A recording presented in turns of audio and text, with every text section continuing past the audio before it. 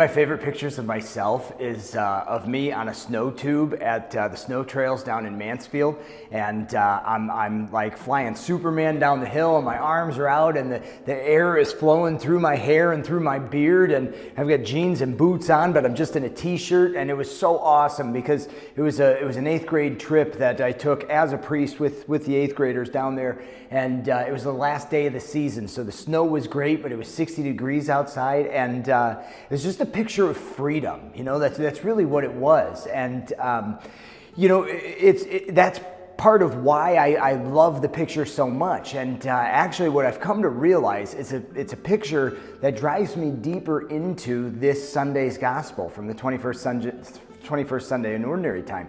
You know, Jesus is talking about the narrow way.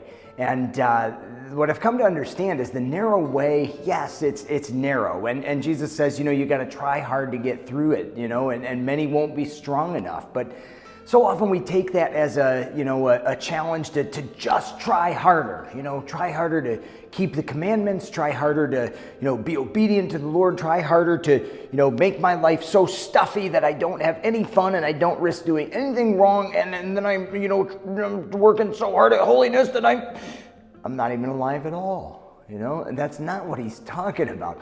Certainly the narrow way has to do with virtue. Certainly it has to do with keeping the commands. But what I've come to understand is the narrow way is so narrow, it's actually a singular point. It's a singular point where our lives and Jesus's life, the life of Christ, match up, right? It's like right there on that point. And when we've really surrendered our lives to him, you know, he reveals more of our life to ourselves.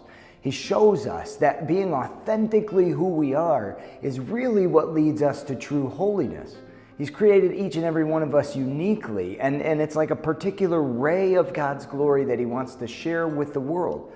So the more we become authentically ourselves, the more we're free to live our lives as us.